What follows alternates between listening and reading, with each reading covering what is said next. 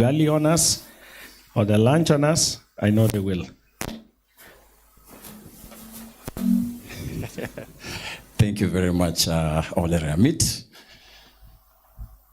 As you've heard, my name is Clarkson Lugusa, and I am with the Impact as a research coordinator, but I prefer to term myself as a rangeland management specialist.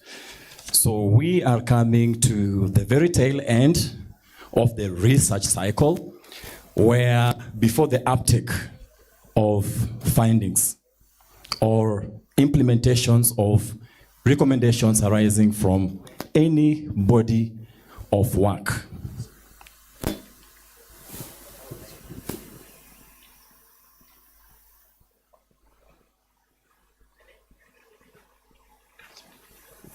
Yeah.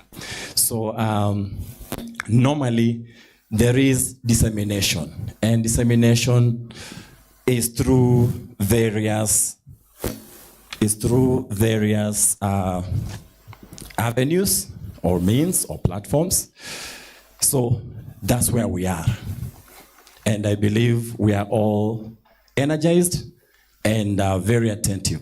So at this juncture, we are going to have the keynote address by Professor Ole Ronke.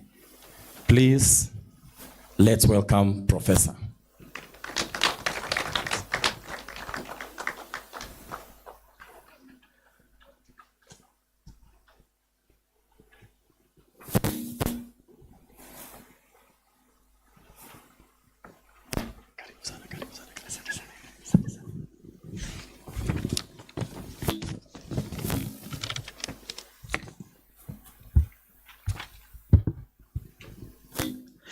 Good afternoon. How many of you ate ugali? Just put your hand up if you ate ugali. White or brown, just if you ate ugali. Okay, let me see around the room. There are very few people from Western Kenya here. That was intended for our facilitator. Thank you very much for this opportunity. I was given a topic to try and wrestle with today here, the strategic value of media and publication in the promotion of indigenous-led research and education. I have already been introduced. All you need at this point is just my name. Backgrounds and other things can come later, or you can look for it. But just before I start, let me do a disclaimer, which I literally put on my paper. My disclaimer is that the topic before me is a university-level thesis, but I've only been given 10 minutes. I promise I'll keep time. Today, in the 21st century, the once celebrated traditional media is now an amorphous entity. It no longer holds the singular glitter and monopoly of news dissemination it once held. Times have changed. We eloquently talk about the death of mainstream media. It is being replaced by the emergence of the alternative media. Core to the survival of the media is its readership or viewership numbers. That is something we call ratings. These numbers have shifted in the recent years to the alternative media. Prior to engaging with the media, an indigenous group must first ensure it has a story to tell. As an indigenous group, what is your story? How compelling is your story? Who is defining your narrative? Therefore, why would mainstream media have an interest in you? I'm going to ask more questions than I'm seeking to answer. I hope I'll provoke you enough as we go along. In the media parlance, it takes a catastrophe or a scandal for the mainstream media to take notice of a marginalized indigenous community and to give it some basic passing coverage. With that synopsis of the mainstream media, I would like to pronounce myself and make the following declarations with regards to the topic that I was given. Number one, the media is not your savior. As an indigenous community, waiting for the mainstream media to give you positive, broad coverage is a fatal mistake. You have neither the clout, nor the numbers, nor the influence. Simply put, the mainstream media is not and will never be your savior. The findings from the indigenous-led research will most likely not generate sufficient interest for the mainstream media to want to give it coverage. The perennial argument within the media is that their audience will not find it interesting or relevant. Number two, undertake your own research. Your long-term survival as a minority indigenous people has to be pegged against a strong and sustained cultural foundation. Your own internal research will form the basis for anchoring your existence on solid grounds. I therefore challenge you to undertake your own research on all aspects of your existence and use the results to fight for the preservation of your people, be it your land, your language, and other unique cultural practices. Number three, undertake your own publications. Thoroughly document all elements of your culture and publish it. Undertake research and publish the outcomes. Create a well-documented and easily accessible repository of all the publications on and about your people. Be very intentional. Ensure these publications are on the shelves of your schools and your homes. In time, they will become ultra valuable. I wonder how many of us have bookshelves in their homes. If you are to be honest, it will be a very small percentage of us. I hope we can challenge you to change that. Number four, create and utilize your own alternative media. The survival strategy of an indigenous people is to create their own alternative media. Instead of lamenting and blaming the mainstream media for not giving you the coverage that you think you deserve or the coverage that you desire, the indigenous people should be strategic and create their own well-segmented alternative media. Identify media influencers and use them to tailor-make cultural messages that target the youth, the middle class, and the older generation. I'm glad Ms. Marima is here. Control the narrative about your own story. Don't let somebody else do it. And if somebody else has been doing it for so long, at what point do you say enough is enough? I will from now control the narrative about who I am. Go out and tell your own story. For the youth, and we have plenty of them here. I was going to ask them to stand, but they stood a short while ago. Organize Zoom sessions to disseminate and discuss the outcomes of any research findings. The youth and technology needs to be maximized. It's their space, it's the place they are most comfortable in. Utilize it. For the middle class and the seniors, I think I fall in that category. Organize community-based barazas and use the time to share and discuss research findings.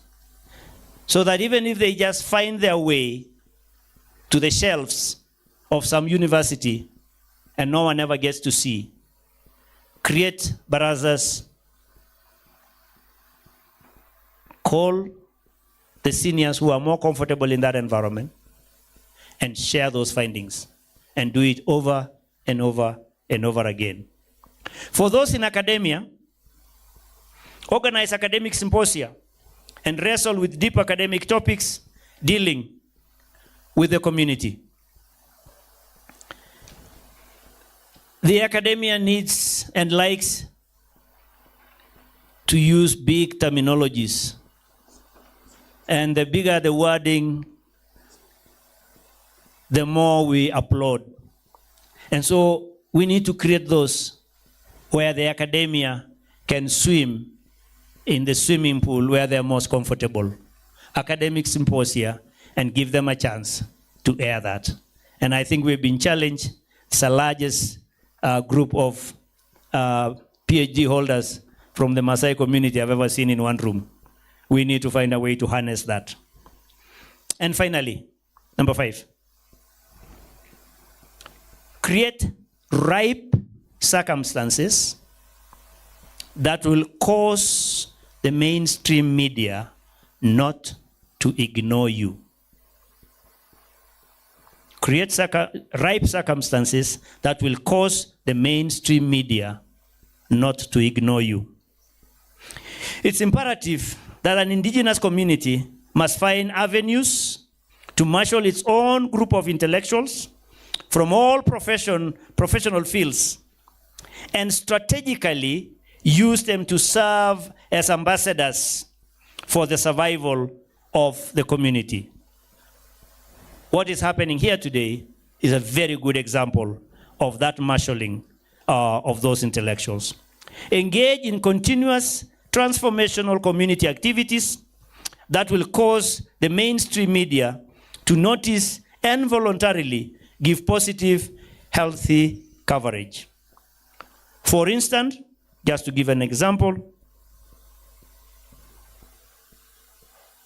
massive afforestation in a particular community led by volunteer university students would cause the media to notice, take interest, and easily turn it into a national story.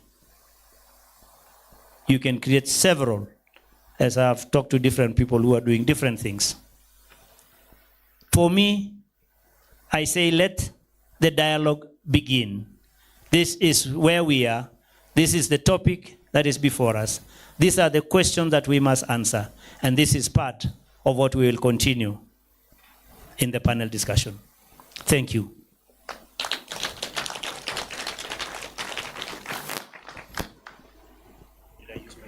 Yes, you did. Thank you very much, Professor. At this juncture now, I invite you to please take a seat. Please, let's appreciate Professor once more. Yeah, very insightful remarks by the professor over here. For example, we are living in times where the mainstream media doesn't have monopoly. And you must have a compelling story for you to be able to, to have a wider reach. These are just some of the key or take-home points that our professor has highlighted. So at this juncture, we'll now switch to a panel discussion, and I would like to invite our panelists. First, we have Dr. Daniel Nchorira from Masai Mara University. Please, karibu. Oh no, we were told until they have their seat. Please, we are still energetic. Thank you. Next, we have Dr. Steve Moiko, Nabara consultant.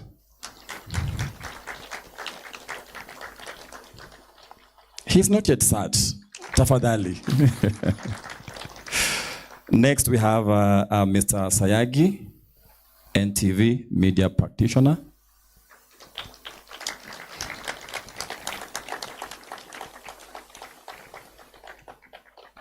Come on, guys.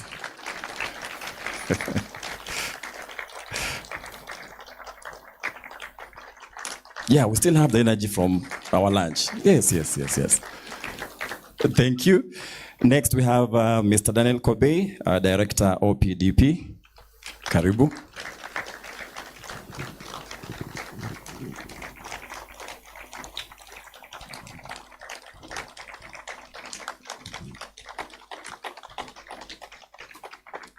That side, that side. Let's appreciate that. Yeah. Thank you. Last but not least, we have Dr. Patrick Maundu.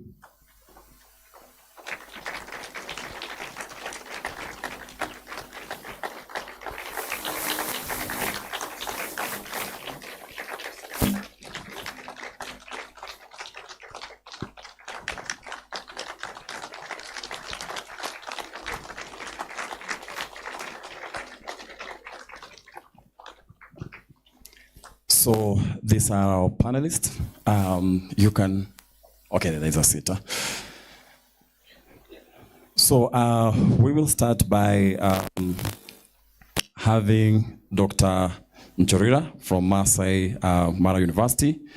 Could you please share with us what your experiences and lessons have been as a young indigenous scholar and author? Please, karibu, and you have 7 minutes. Thank you. Thank you. Hello. Thank you. My name is Dr. Naikuni Nchorira. I'm a manager by training. My background is in management before I shifted to my other interests in social justice. I'm a PhD holder, and I'm doing my second PhD in social justice education. I've been in the university for quite some time. This is my 17th year teaching at the university. I started teaching at a very young age. At the age of 27 years, I was teaching at the university. And I got my first PhD at the age of 32 years, becoming one of the youngest scholars in the region. My journey is long. It's a long journey. I may not talk a lot about my experiences as such because of time, but I'm going to straight away talk about the lessons I've learned as a young indigenous scholar and as well as an author. To begin with, I would like to say that there are several lessons that we draw from our experiences. In my case, I happened to have been the first person to have gone to an university in my region. But we proudly say that we are yet to see a region that can beat us in terms of academia. This is contributed by our unity, our collaboration and partnership at the grassroots level. And one of the key lessons I've learned is about balancing traditions and modern education. We all know that Masai's community embrace traditions a lot, but out of that, I've been able to balance traditions. I'm one person who likes our indigenous way of doing things. I don't believe a lot on the Western way of doing things, but I've been able to draw a lesson out of that modern education can complement and not erase indigenous knowledge. We should embrace it, should not ignore our old way of doing things as indigenous people from different countries.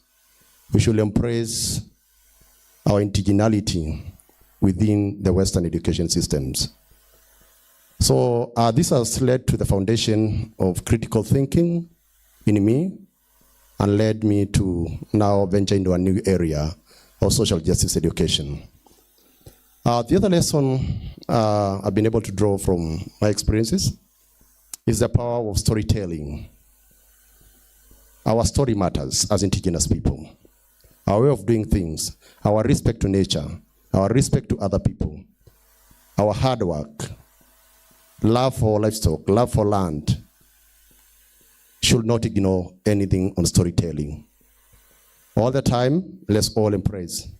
So being an author, this reveals how and who we are.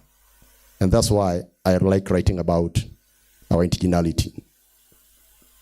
Though it's a lesson that we should always remember to do motivational talks, because such stories will build others. Such stories will uplift others. Another lesson I learned through the journey is that identity is not limitation. You being a Maasai, it's not a limitation that you can't do what another community can do. It's not a limitation that you're an indigenous person, you can't do what the West, those in the West can do. There's a possibility that we can do better than them. So being Maasai is not something to overcome, but something to embrace. Being an indigenous person is not something to overcome, but something to embrace. Let's learn to embrace our indigeneity, preserve our culture, and do it better than we could do elsewhere.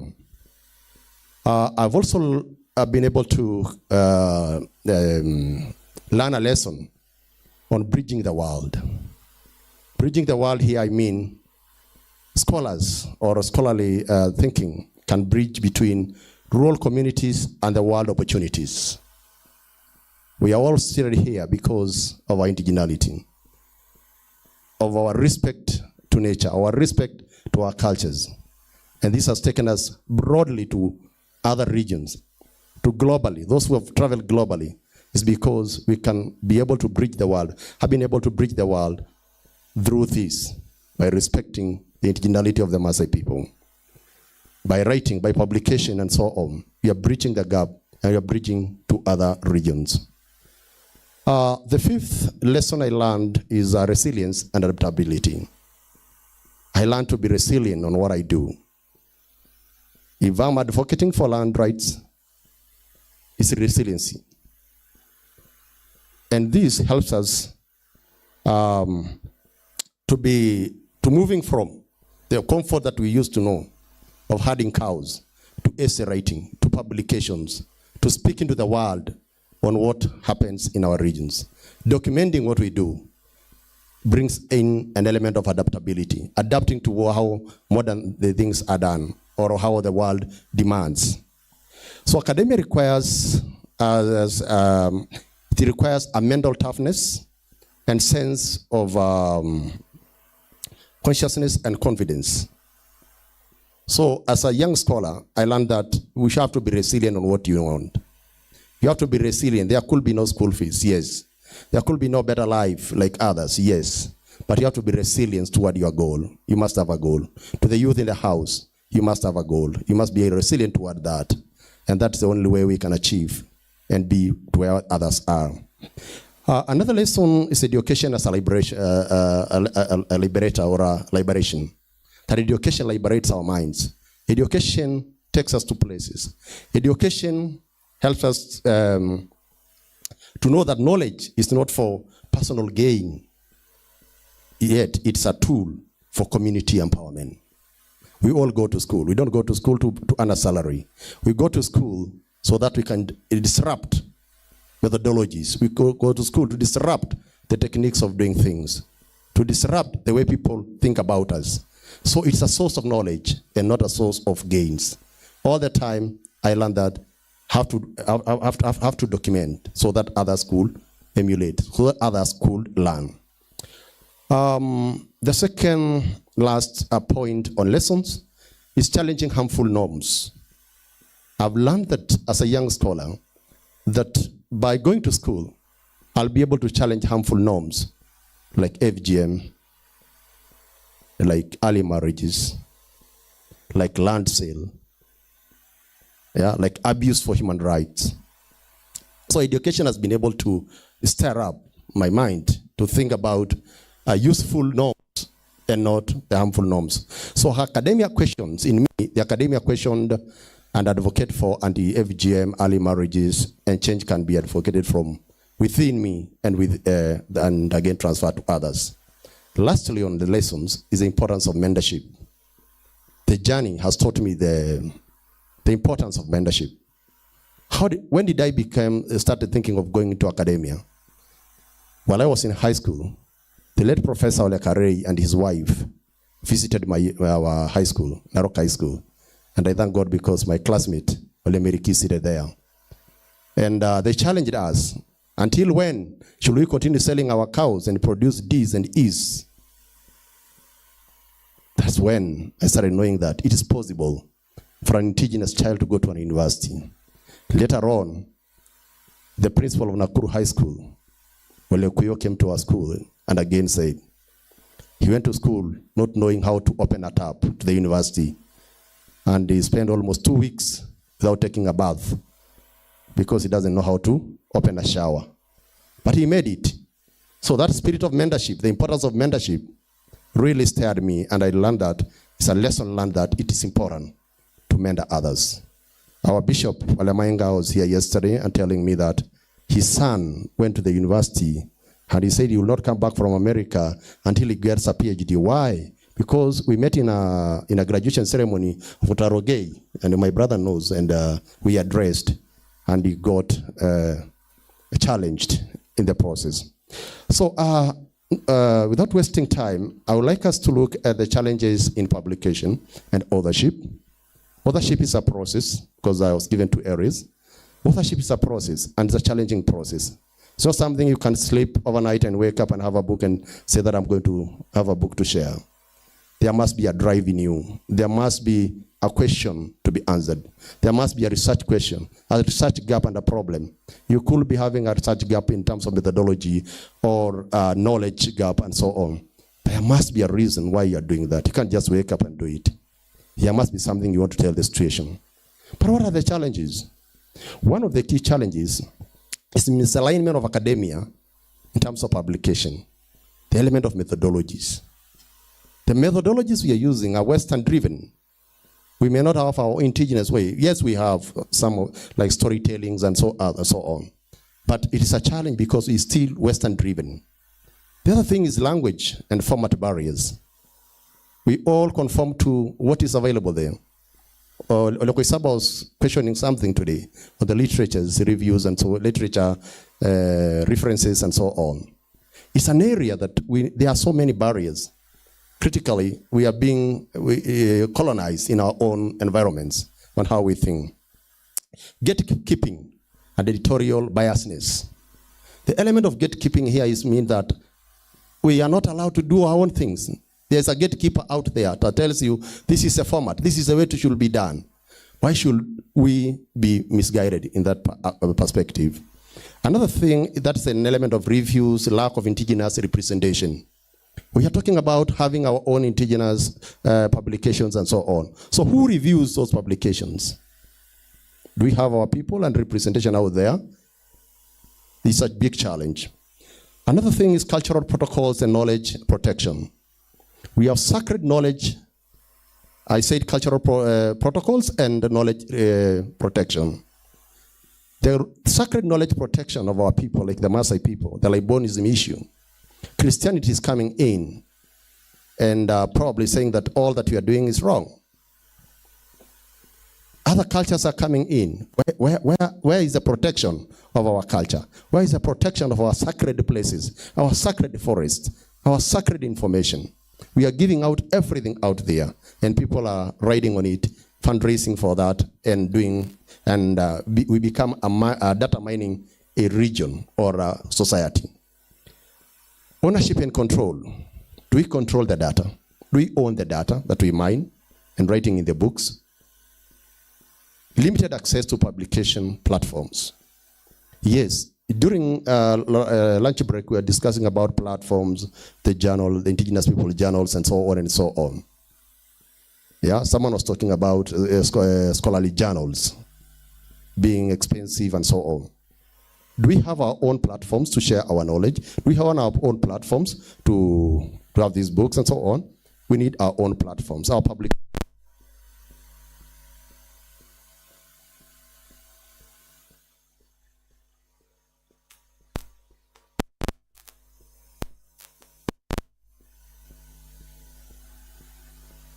Okay, that's Kenya Power.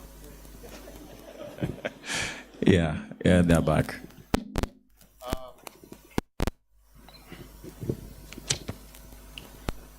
Yeah, in 1 minute. Okay. So I was talking about limited access to publication, to publishing platforms. This is related to the cost of publishing. We know that indigenous people are still struggling to come up academically. The cost might be too high for some journals. So the solution is to think about around a journal. Can it be one of the products of such a forum? Have a journal that we can all subscribe to. Number two, the other one is the knowledge dissemination platforms like this one. They are so many, they are so limited. Can we have a situation whereby the frequency of such forums out there through universities, through communities and so on? We do research. How do we disseminate that knowledge? How do we disseminate those ideas to the people? Is the community even aware? Where is the political class? Where is the leadership? Intellectual property rights. Where is the protection of the knowledge that we produce? Where is the protection of the indigenous way of doing things? There need to be an awareness on how we can protect all these things. The leadership, the political leadership and so on, the policy implementers is another big challenge. You can disseminate, you can share, but at the end of the day, do they even take their time in such sittings? Those who are invited, how long do they take before they leave the forum? So in short, I'm simply saying that there are so many challenges we may not be able to really talk much. And as an author, I'm an author of 2 books. There's one book on social cultural ethnography of the Maasai. This book really talks about our culture and our way of doing things. And it was my first book. The reason as to why I'm in this because I want to document. I want to put it in writing. I want to put it in books. And the other one talks about the Whispers of the Mau Forest. A new book. It's only 4 days old. And it's highly in demand.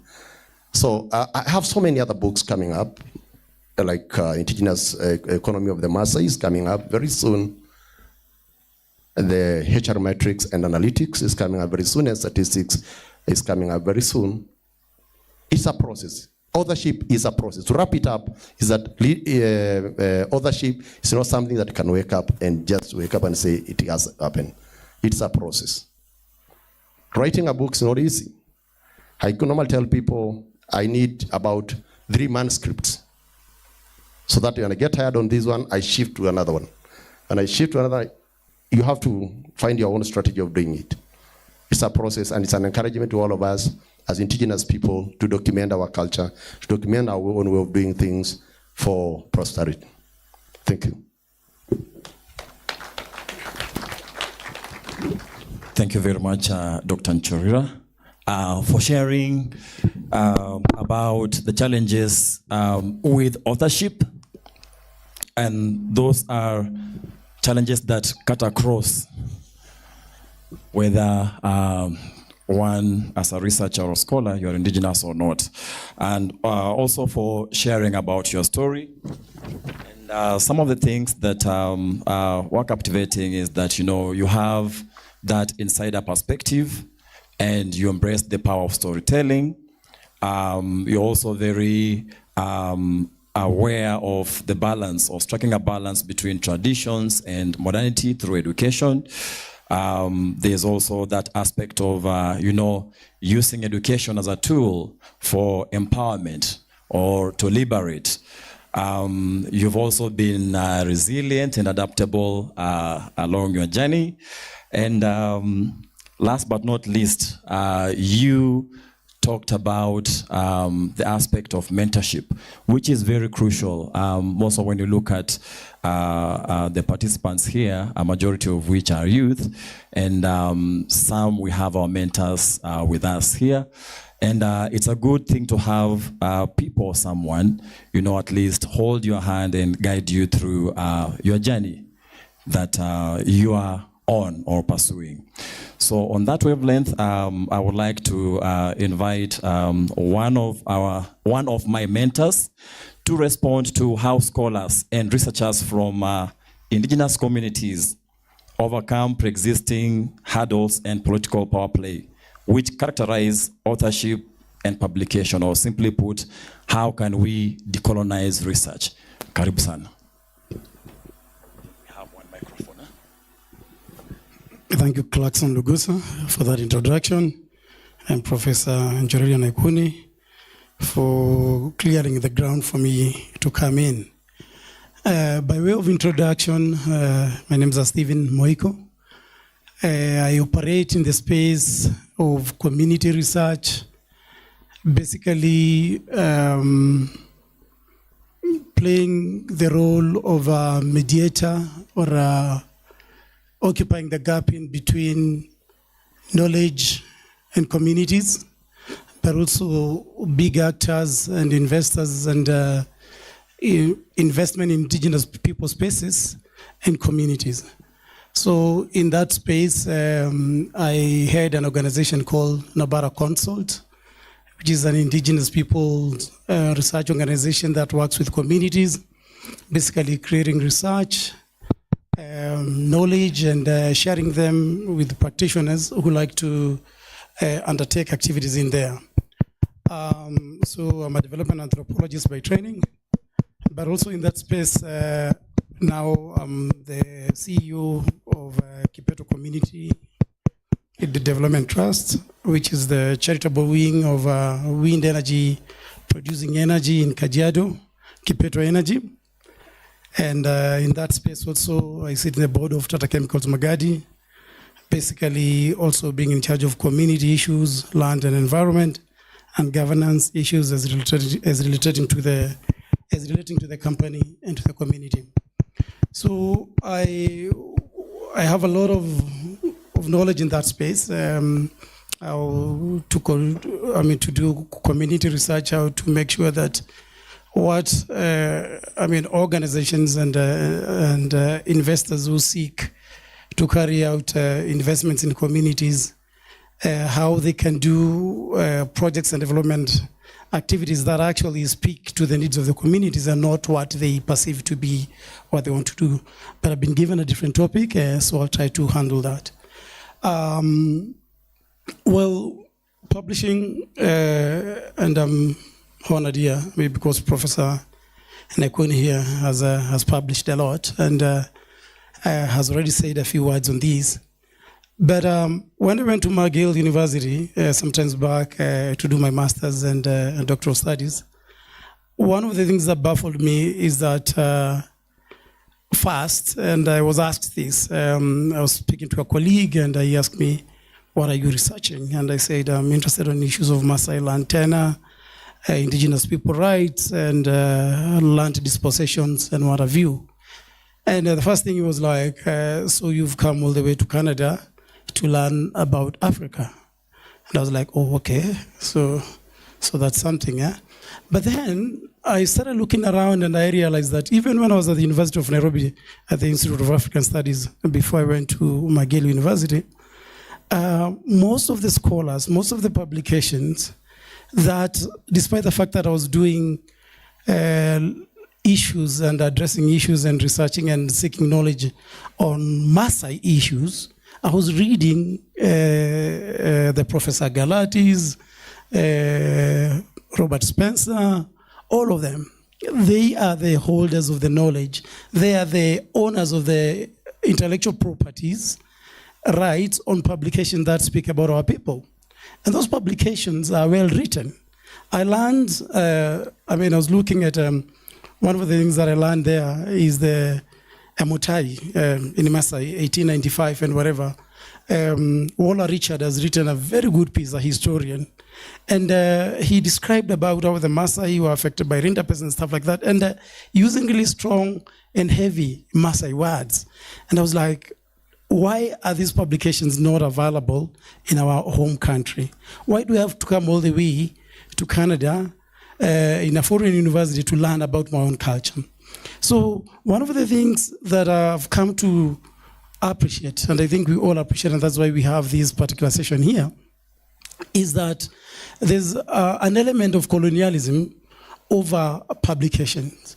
There's an element of structural power imbalance in the way that academia is arranged. The history that generates and controls and manages and disseminates knowledge. How do you become professor? How do you become doctor? You become, most of us who are here who claim those titles,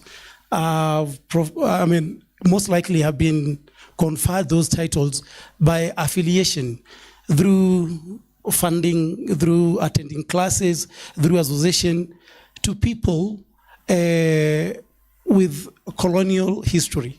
I'm not in any way saying anything negative, but there's a power imbalance on who becomes a professor, who publishes, who gets access to what, and stuff like that. And I think Professor Kwisaba was trying to allude into that. So as far as it regards to publishing, to publish, you need in a journal or to create a book and things like that, which is to create something which is acclaimed and recognized and accepted by universities as a piece of knowledge. You have to go through a peer review process. This requires you to speak in a particular language. I don't know many Maasai language peer-reviewed articles. The big majority are in English and French.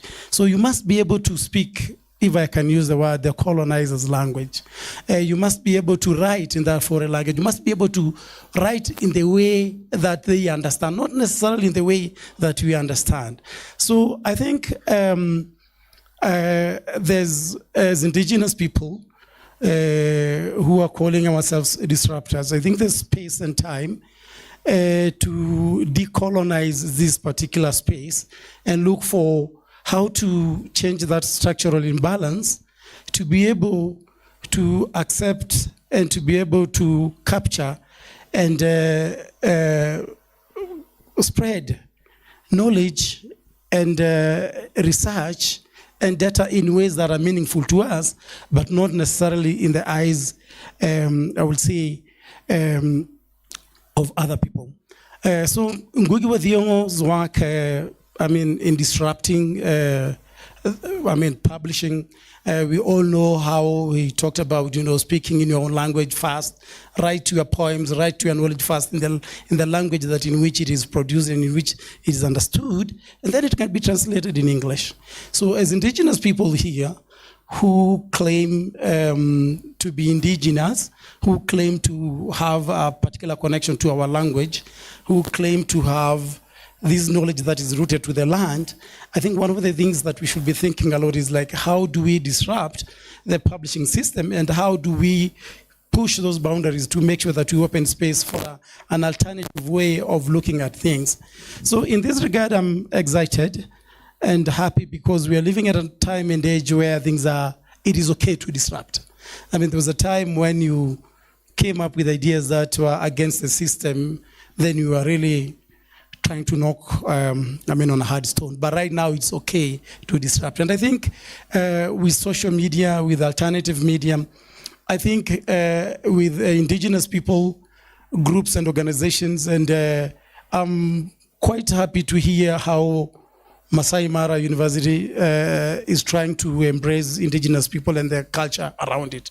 And many other universities. My university, back then, McGill University has made a lot of steps in terms of recognizing the indigenous First Nations who occupied the land in which now it stands. I mean, there's that recognition now. So I think it is really upon us now to see how we can push this. I mean, it should be okay to write your dissertation first in your native language, especially if you're handling local people's issues, and then translate that. And it should be okay to present a thesis in Maasai and for it to be translated and for you to be called a doctor or a professor on the basis of that. And I'm saying that I'm excited because with alternative media, I think we need to even think beyond even publishing in papers. We all recognize here as indigenous people that one of our most important repertoires of knowledge are our old men and women, most of them who are unable to write, who are unable to engage in their colonizers' form of communication. It should be okay for them to sit down and narrate a story. We have phones that have cameras and video cameras. That should be unacceptable. I mean, a video recording of a traditional person speaking and describing about the ecosystem, the movement of wildlife from one area to another, that should be considered knowledge. And we should fight and disrupt the monopoly of universities and peer-reviewed articles as the only source of recognized knowledge. As I finish, however, I would like to also challenge ourselves as indigenous people that one of the reasons, I still read books. Of course, I read books I enjoy, and we all here aim to be able to write things. I mean, it's very important to write, to document, to capture, because what is not written is lost. But I'm saying that it should not be writing only. We can narrate that, we can capture that. Our traditional systems will capture information in forms of songs and things like that. But since we have the digital systems available with us now, let's capture them. And importantly, as we do that, we have social media, which in most cases is quite affordable. Let's spread that news. Let's share that information. I mean, it's okay for someone to record a song in Samburu and for it to be transmitted in Northern America and things like that. So I think we are in an interesting moment. We have the reason and the space to decolonize publishing, create alternative forms of capturing knowledge and and disseminating that. Thank you. Thank you so much, Daktari. And I think that is the current discourse as regards publishing, where I remember the story of Professor here, whose work he had really to fight for it, for him to be able to graduate, like who is an authority in a specific or a particular field. And in terms of publishing, the aspect of open access or accessibility, and again, the reviewers or the editorial board, do we have people who identify indigenous and can be able to review the work that is presented by indigenous scholars? So thank you for those remarks. Now we'll move on to our next panelist, Mr. Sayagi from NTV, and please let us know how can mainstream and social media platforms be strategically and optimally utilized to sustainably publish and communicate emerging lessons from indigenous-led research and education. Karibu. Thank you, Dr. Lugusa, and Jorida and Steve. Thank you for starting ahead of me. I am handling a topic that already has been thrown to the toilet because Dr. Rongei has said that it will not help you, but listen, because it might not help you, but you might find a way on how you can relate with us. I'm George Sayagi, and for the last 22 years, I've been in the mainstream media. I've been reporting in human and land rights for indigenous communities, environment and wildlife conservation.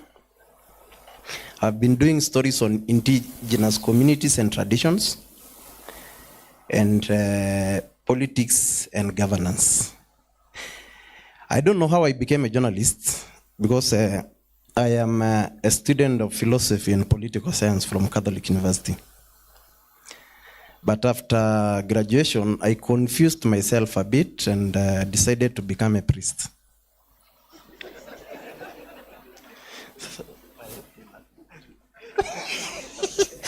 So I confused myself further in that, because I was told when I went there that this is a calling and you must be called, but I never saw any call. So I checked out, and because from the first course I did in Catholic University, I felt it was not my call, and because it was forcing me to be a teacher, and I hate teaching, which of course I'm doing like every now and then. So I did an online degree in journalism. And through that, being in the mainstream media, I worked in Molo, I worked in Nakuru, I worked in Nairobi, and I worked in Narok. Dr. Kobei, some years back, there was eviction of Ogieks from the Eastern Mau Forest. I was inside that. And I was the face of all that. And the eviction of Maasai Mau Forest, the eviction of Southern Mau Forest, all the issues to do with conservation of forests in the Rift Valley, if you Google my name, you'll always find me there. The conservation of the Masai Mara, and actually we have a community in Majimoto. Actually, the Riamit can bear me witness that there was a contentious issue whereby they were fighting over that land, and how the mainstream media came in to assist the situation. Now, being mainstream media, Dr. Ongei, is we are not so static. When the changes came and the digital era moved on, all the mainstream media are now digital. That is why when you go to the online, FB, Instagram, Fox, anything that is social media, the mainstream media is there. Why? Because nowadays we are competing with some guys who are in any function, they have small phones. When you are talking, they are just there and taking things at real time. So the mainstream media have been forced to come down from the hill to where people are. So the mainstream media siku hizi pia iko mashinani. So it's not a big issue that we cannot help indigenous communities. And actually I'm proud because I'm from the indigenous community. I'm a Maasai by birth from Mau side of the Narok County. Now, to amplify, and actually as Rongai said, this topic you have given me is like a whole thesis. And I don't know even where to start, because he started by just taking my points away. So I'm trying to now to filter, to try and see what I'll say, to salvage myself, because he came ahead and then hit at me and then took all my materials. So I don't know where to start from. But maybe let me just share some few of them. This is strategic and sustainable use of media to indigenous-led research communication.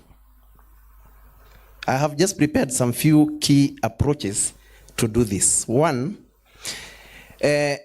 collaborate with indigenous researchers, artists, and knowledge holders to co-produce mark that, to co-produce media content that reflects their voices, values, and language. That is very straightforward. It is not the media. We are not there to come and help you as mainstream media. But we work together to co-produce media content. Okay? Then, number 2, leverage mainstream media for broad reach. E.g., documentaries. Actually, there are very long documentaries that take hours, whereby it is only can be done by those professionals who can bring it out. Current issue reporting, news, and features. Those are issues that can only be done by mainstream media or big companies, like even, let us say in America, CNN, those things, those documentaries, long ones, that even can take days for them to be produced. And then, let us, there is number 3, translate research into clear, inclusive format using storytelling, visual arts, and indigenous language to enhance accessibility and resonance. Like storytelling in Maasai or in any indigenous community, there is that element of how you can narrate a story about something. Like a long time ago when you were very young, you can be told a story of a very big animal that is having one leg. It is still in our heads so that it can stick. So the indigenous community can use this element, the storytelling element, to tell their own stories. And then number 4, invest in media training for indigenous youth and researchers to support long-term storytelling and self-representation. I think 80% of the people who are here are youth. So this is the time we should actually invest in that energy and that group, big group, so that we can make that community media capacity building work. So that this is our main reporters. The youth who are here will be the one who will be reporting on indigenous communities. Digital knowledge hubs, create digital archives. And actually, there is a saying that says, the internet will never sleep, or will never, we will never forget. That is it. And that's why I told you Google my name, because what I wrote about Kobe when he was in Molo in 2006, when Ogeka being evicted, it is still there. So when you use what we call the digital archives, you use YouTube channels, podcasts, you use websites to prevent and share knowledge over time. Because this group which is here, I think in the next maybe 30 years, none of us will be maybe doing the same thing. There will be others. But they will be going back to the digital knowledge hubs and see what was done in Narok during the 4th Pact conference. And then we will have a strategic media partnership. Anyway, despite a professor is saying it cannot work, partner with indigenous media, public broadcasters, and influencers to enhance visibility and credibility. That's, I am sure a professor will buy that. And then ongoing evaluation and adaptation, whereby regularly assess impact and adapt strategies to remain effective, inclusive, and aligned with community needs. And in my conclusion, ethical strategies use media can elevate indigenous-led research, foster public understanding, and support long-term movement for indigenous self-determination and resurgence. Thank you. Thank you very much, Sayagi, for that presentation. I think it was very straightforward. So again, I would like us to move on to the next panelist, Mr. Kobe. And please let us know how indigenous communities, leaders, scholars, can better promote the uptake of indigenous-led research outcomes. Okay, thank you very much, Sange. You were a very young person that time, right? Yeah. So, So I'm Daniel Kobei. Many people call me Dr. Kobei for their own reasons. So thank you for that. Maybe we'll be able to deal with that very soon. One thing is that I'm talking as a practitioner of indigenous peoples. Today I have had a lot about discussions, about many things. But somebody told me that an ape is 99% human. Professor is saying, who told you? Now, that is the question which we need to answer many times. Who told you? There must be a research to prove. The reason why we are different from the apes is that we are standing. But as you age, you want to start crawling like the ape again. So we are developing. So they are very knowledgeable. So they are different of around 1%. But it's because of Museum of Kenya, it might be knowing better than I do. But let me tell you, there are many things which we are not telling the young people about indigenous peoples-led research. Ogiek People Development Program, where I founded many years ago, we have been fighting for the rights of the Ogiek people in Mao Forest Complex. And I know many people have talked about the issues about Mao, but as being born and brought up in Mao as a hunter-gatherer, I know what it means to be a hunter-gatherer. I know what it means to be an Ogiek, and what it means to suffer eviction from the communities around me. We have now a center called Ogiek Cultural Center in Ngareta, which is 25 kilometers from here, many of you, and I'm asking Masai Mara University to have a chance to visit there and see for themselves. Thanks to Honorable Lowoi, he was there being the chief guest of our cultural event on 15th of August. And we had many issues the communities were giving and storytelling. And as an organization, we fight, and we are a product of research.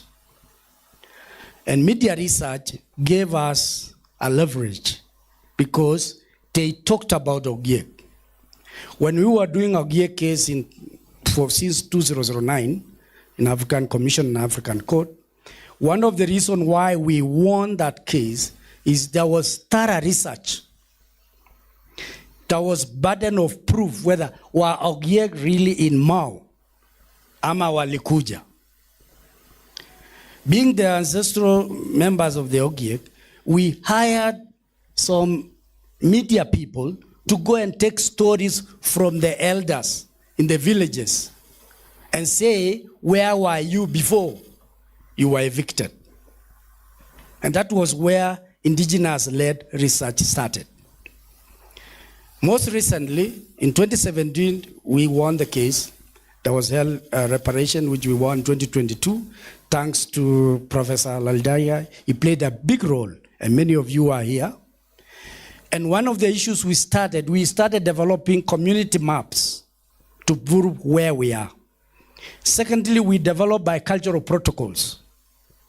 The first one we did in Africa was done by the Ogiek to prove that when you come and do research, you must have consent from us. Because there is a lot of over research externally, unfortunately, and it has created even fatigue among us. Some of us, we are being over-researched. So sometimes, as indigenous people, we have to be careful because sometimes everybody is broad. Wewe ni Masai, twende, mimi nafanya PhD. Wewe ni Masai, all these. Wewe ni Ogiek, all these things. And you find who gave this information. You cannot control a Masai in Loita, a Masai in Arosura, or in another place giving information, unless we have indigenous protocols to help us. But one thing our universities are not doing, is, and many of us have been discussing, the bureaucracy of doing research. First, to get a permit from NACOSTI is not cheap. We are doing many research, and it gave me a hard time to get a permit or license from NACOSTI. And if I ask many of civil societies who are here, how many have NACOSTI license? You'll tell you none. Ethical approval from the universities, unless we domesticate or rather make it easy for our researchers to know how to get ethical approval from the universities, it's not easy. I'm sure those who are here understand what I mean. And then coming to help and the payment, you pay a lot of fees, if you don't know, to get those permits. Even for professors to sit, to even discuss, and then they take you to be like an academician for your research to be approved. And after 1 year again, you have to renew. These young people who are here may not have been taken detail to understand the processes of research, even developing the questionnaires themselves. And worst of it in how to analyze the data. Many people are talking about research. Yes, no, the binary one. Yes, no, yes, no. Yes. How do you come and analyze the research? In my organization, I have 13 graduates, 9 from Ogie community. All of them, we sit and we do our own research. I review their questionnaires because we had become dependent on consultants. Because most CSOs and civil society, I'm sorry to say, they don't do much. They spend a lot of money, apart from Oleriamit, because we sometimes even hire him to do research. They have to look for people outside to do their research. This makes it very hard to develop internal people who are here to be able to do that. And research proposals are not the one like some years back I wanted to do some women group, what we call economic empowerment for women. Then somebody came to our office. Then I said, we want to do poultry for the Ogie. The person he laughed at me and said, poultry? This is what we did in Nyanza in 1972. And in 2009, Ogiega asking how to do poultry keeping. She said, can you be more innovative? Can you think? Instead of telling us about poultry keeping. Unfortunately, even now, people are still looking for money to do poultry keeping, unfortunately, among indigenous communities. So innovation is missing. And many times you tell these people to do a lot of innovation. And as I wrap up, is how AI, artificial intelligence, might completely interfere with all what we are doing. And we must have to create some buffer zones on how to deal with that. All these young people, you know, I have I'm the oldest in my organization, so all the guys are very young. Eh? So everybody is on phone most of the time. So I don't know what they are doing anyway, sometime. But they say they are working. So how do I know? So what you have to do is that there is a lot. Google, of course, if you ask anybody to do something, they ask Mr. Google, what do you say about this?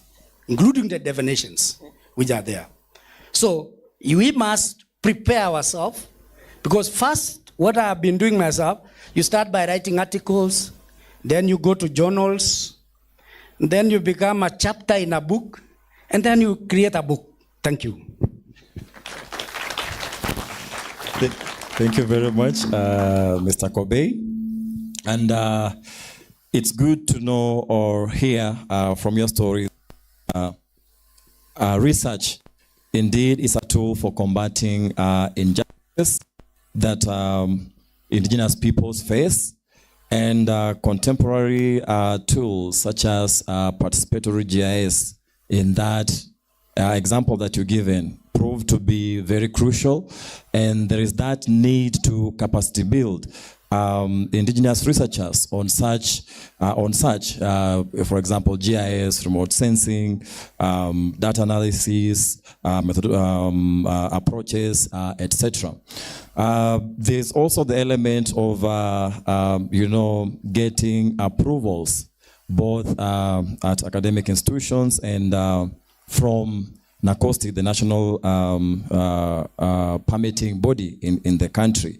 And the issue of fees, it's actually something perhaps pertinent that should be looked at or revisited. And then we are living in the era of AI. And those sentiments that you gave are very much welcome. And I know there will be reactions from the audience on that AI and your entire presentation. So right now we'll move on to Dr. Patrick Maundu, and would like to know what is the role of non-Indigenous scholars in, advancing Indigenous-led research and education. Karibu. Thank you, moderator. I would request to stand because we've been sitting for long. And I will start by thanking the organizers for inviting us to this forum and also to give us a chance to share our knowledge. I work for the National Museums of Kenya in Nairobi,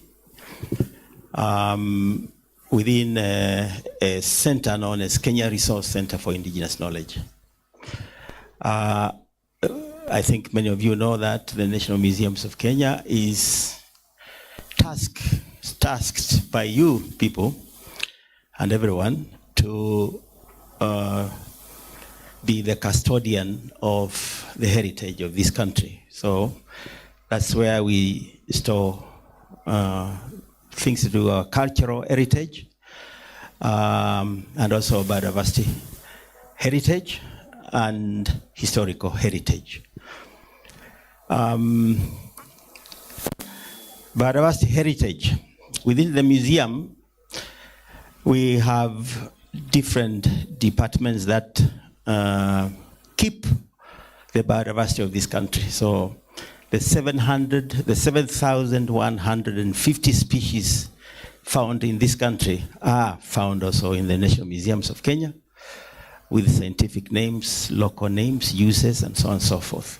And so we play a key role in monitoring what is happening to every single species in this country, because we have records of them. We play a key role in identifying, providing scholars, universities, and so on, with scientific names of bacteria, fungi, plants, and animals, all that. And therefore the museum is really key in whatever we are discussing today. Coming to culture,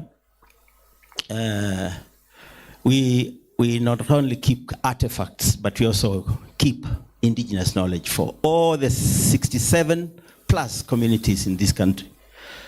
For example, we keep recipes of all those communities, which have been documented. We keep local names, and we keep uses of medicinal plants, food plants, and so on and so forth. And this is knowledge which can benefit this process we are starting now. The museum is the focal point for indigenous knowledge, for CBD, the contact person. We also have the focal point for taxonomy within the country's CBD tasks, focal points. And this brings me to the next point, where other than what we've had today and also yesterday from the director, The Ministry of Environment, Climate Change and Forestry is tasked with a big responsibility of coordinating what is going on within the biodiversity issues or biodiversity arena. And therefore, you have focal points for different issues. For example, which relate to the topics we are handling here, which relate to benefit sharing, Article 8J of the CBD, which relate to BES. I think many of you know BES, intergovernmental policy, intergovernmental policy research. What is global? Sorry, let me get it.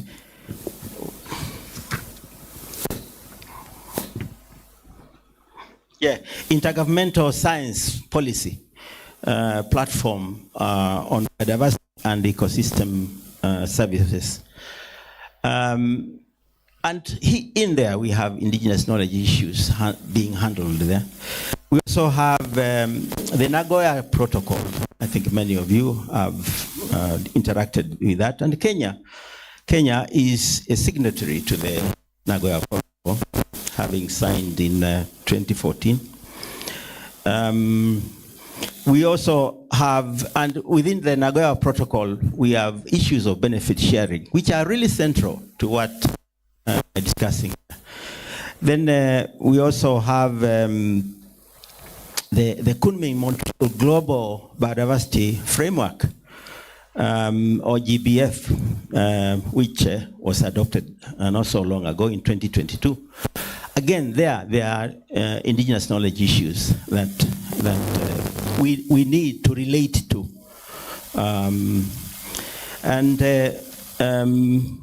Finally, when I'm still at the global level, we now have from the previous COP16, we have the subsidiary body on Article 8J,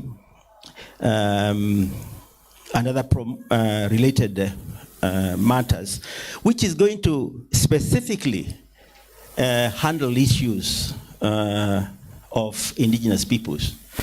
And for your information, the first meeting is going to be in Panama City in October this year.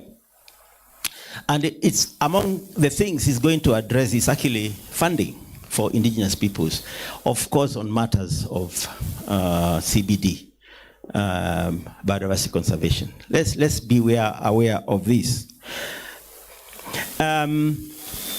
I'm talking about this because just to expound on what my colleague did, and these are things I think we need to be off, because Kenya has signed to these protocols, these works, and we need to quote them every now and then in our work. One of the things we do at the National Museums of Kenya is to support documentation work. And documentation work has changed completely because of people's rights. We are currently supporting different counties. In fact, we are now at County 13 to document their own indigenous knowledge. To document, we've done the training here in Narok, and we've done the same in 13 other counties. And among the things which we stress is the whole issue of FPIC, or the PI. And therefore, as we prepare to really face the issue of documentation, that is really central. The other question we need to ask ourselves, do we have the methods? Of course, that has been addressed here. But I think method is not only that process, that academic sort of aspect, questionnaire and so on and so forth. There's more to it than that. If you document, where do you store that? If it's indigenous, if it's knowledge provided by indigenous peoples, have you taken into account issues of benefit sharing? Have you taken into account issues of protection? Because something like traditional medicine, you just don't go there, document indigenous knowledge on traditional medicine and just expose it there in publication. That is injustice. It has to be protected. And these issues are becoming more and more sensitive. More and more sensitive. Issues of, for example, recipes, innovations. Indigenous peoples and providers of that knowledge have to be protected. And this mistake is being repeated by students over and over and over again. And now in Kenya, I think we have mechanisms, especially after the 2016 Act. 2016 Act on traditional knowledge and the cultural expression. It protects that knowledge of traditional people. And therefore, let's be on the safe side of the law, especially us who are going there to do documentation. There are procedures. Have you put in place PIC? If something has potential for commercialization, have you taken into consideration issues of benefit sharing? And if a certain type of knowledge requires some protection, what we call, if some issue is sensitive, then you cannot bring it out. It needs some agreement. Have you taken all that into consideration? I think those are issues that we are struggling with, and we are trying to build capacity within the counties to be aware of, and also to make sure that each county is responsible for its own knowledge, documentation, and also protection. Just to conclude,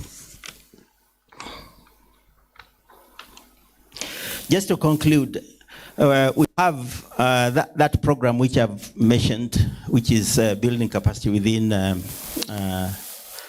all the 47 counties.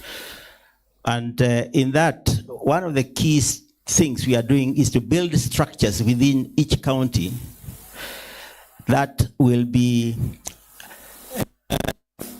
sort of structures that will be giving authority for access to indigenous peoples and also their knowledge. Because these are guidelines which are provided for within the Nagoya Protocol on benefit sharing. Those structures have to be there. We are trying to build those within counties. And they should be representative as much as possible from covering as many communities, especially indigenous and local peoples, as possible within the county. We are involving young people, what we are calling young champions for culture, who are doing the documentation work, and the storage is the responsibility of the counties themselves. And we are hoping that what we have done in some of the counties, they will continue documenting this information, of course in partnership with all those players that are within each of those counties. Thank you. you very much, Dr. Maundu, for those insights on what should be done and what is actually being done to augment indigenous-led research and scholarship. So last but not least, we'll circle back to Professor Onkei in the context of this theme, and within 3 minutes, please, what has been or what is your story? Karibu.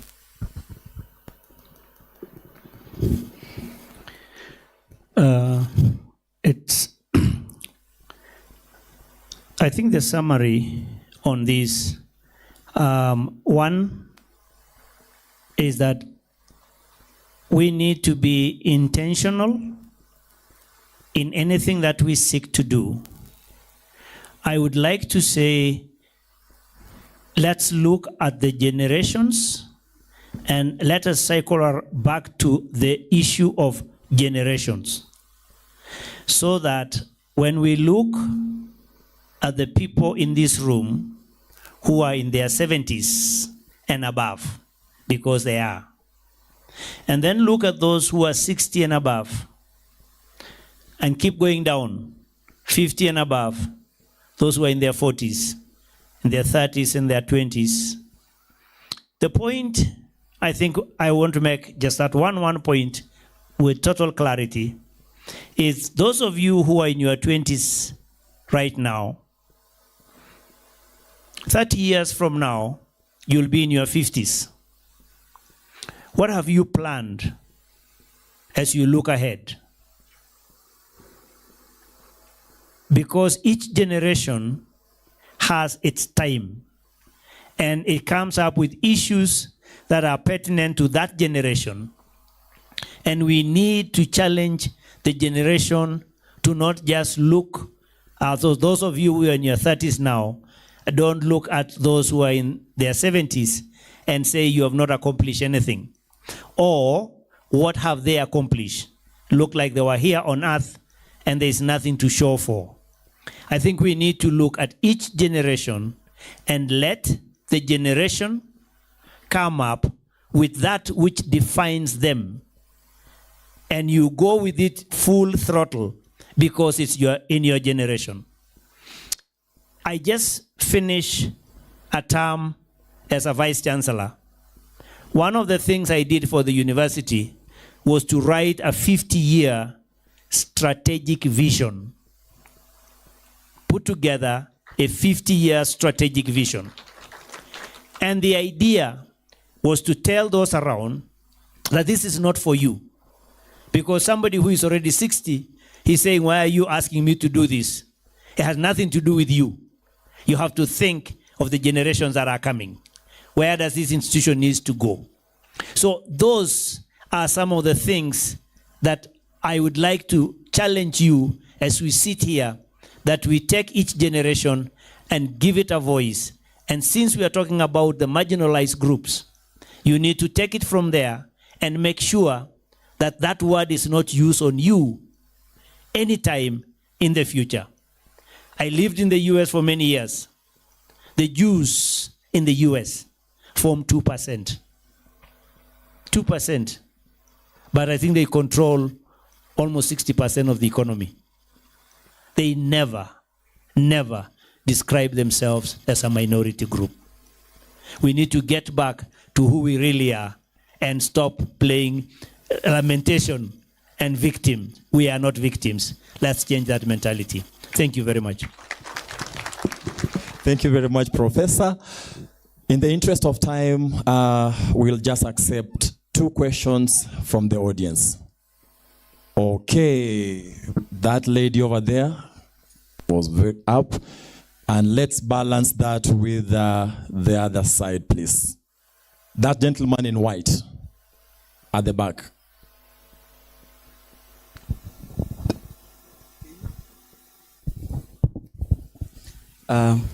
Good afternoon. My name is Timothy. I'm from NI Africa. And my question goes to Mr. Moiko. You speak on the need to decolonize publishing and the need to identify or recognize indigenous forms of documentation. and quote unquote, that the colonial methods of publishing don't have the monopoly in terms of research records. And my question is to you, what role do you think that the academia and the academic institutions can play in terms of bringing up our indigenous forms of documentation and making them being regarded as official research records? And I think you can ask your neighbor over there. He just published something. Thank you. Thank you. Yeah, my name is Phoebina Dupoy. I'm a journalist and communication practitioner. So I just request to make a contribution in terms of quick, actionable strategies that can make our storytelling effective. And the first point is about data and combining data and storytelling. In communication, what sells is, and I think, I forget his name. Sayage mentioned something about he does human interest stories. It's in communication and as well as marketing, we sell emotions. But what data does is that it adds credibility to what we do. So what we need to do in our organizations, whether be it from research or M&E, is to tell a compelling story that people can connect with, but using data for credibility. The second point is just to also mention the need to always amplify what the problem is and the solution, so that then people are able to connect and see what you're trying to do. There is also the aspect of authenticity. We need to be very authentic in how we tell our stories. Sometimes, particularly in the like a Maasai, sometimes you see people trying to change the way they tell the stories until you struggle to recognize what the story is really about. The second last is before and after stories, particularly if you're able to use images, but also about data, whether you're saying that this was the number of people able to access something and so on. But as you do that, like I said, people connect to stories. So don't tell the story of the entire 150 people in this room. You can tell a story of one person, but tell us, but it is not just this one person, there are 150 other people. Then it helps people to appreciate the impact. It's also, allow me to say this, it may not be popular, it's about the people, it's not about your organization, it's not about your leaders in your organizations, comms people.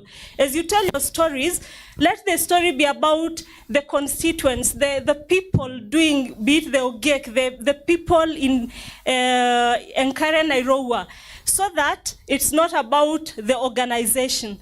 We often lose it the moment you begin to amplify the organization and how good you are. If you tell a story of how you're impacting people, then credit comes to you because people are able to appreciate the impact.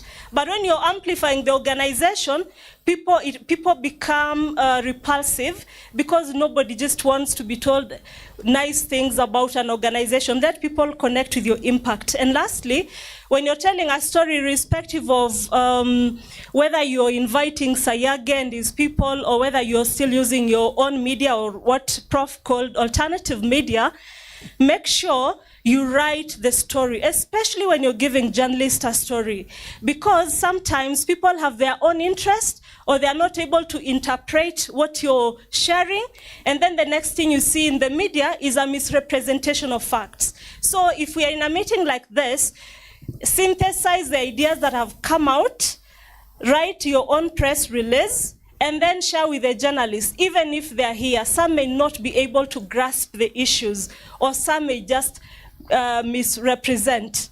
And lastly, because all these are indigenous people in the Kenyan context, when you're sharing your stories with mainstream media, sometimes it's effective. When you think it's not a big story that can capture, in the newsroom we kill stories, if you don't think it can make it, then use other strategies, including sharing with regional people like correspondents like him, because they'll always have a small slot.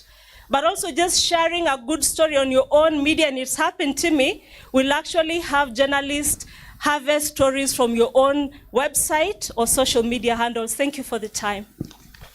Thank you very much for that input and the question. Dr. Ari, just 1 minute, respond please.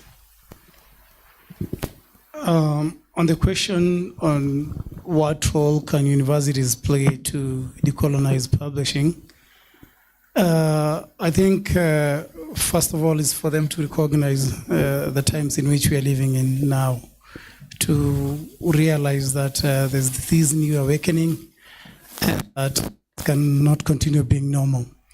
It would be wonderful if universities could open up their libraries to accept forms of knowledge, records, videos, and recordings and texts like that. And now, since we are living in the age of AI, those can easily be translated into text. But I think the real challenge really is in making those admissible as true records of knowledge, so that when you write your dissertation or master's thesis or whatever publication you're writing, you can cite knowledge given by a particular person at a particular place speaking about this. I mean, to demystify that knowledge is only knowledge when it's peer reviewed. I think on that, I think I would say that the onus is also on us, indigenous people and people who are pushing for alternative forms of knowledge, to be responsible on the knowledge that we claim to be knowledge. Often we have knowledge brokers or people who purport to know and actually concoct and create stuff that are not correct and peddle them as knowledge. It will be very useful for us to correlate and peer review in our own, in our own way. I don't know exactly what form or shape that will take, but creating alternative systems of checks and balances on knowledge creation, I think will be great. And I think it's an area worth exploring and innovating and exploring, because for sure we cannot continue to purport to claim that knowledge is only in the form of an article that has been peer reviewed. Thank you very much. And at this juncture, please help me in appreciating our panelists.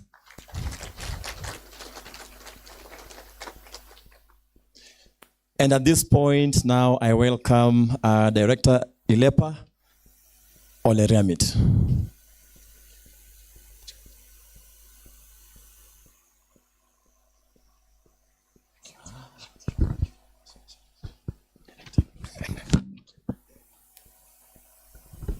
Please, let's appreciate the panel and the moderator. Appreciate them. Thank you, thank you, thank you. Wow.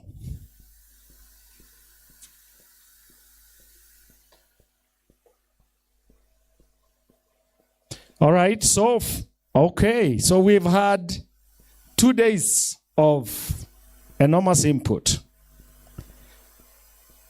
And the proposal is, we group you into 3 groups. You go for tea and go to your group to tell us what should we do, so that we didn't just come to talk. We have learned for sure. We've learned, but we need concrete, actionable proposal, practical proposal. Some have already been floated and we are documenting.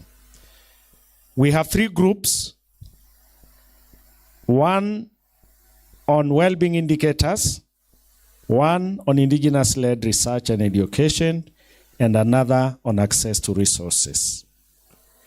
We wanted to say 1, 2, 3 so that we have a random mix of groups. And then we already have group facilitators. We have room set for you. We release you, pick your coffee and tea, and find your way to your group to tell us actionable proposal along these and others that may not be reflected in these questions. Sounds good? All right. Okay. Sorry that we kept you waiting. So can we start with that table and say 1?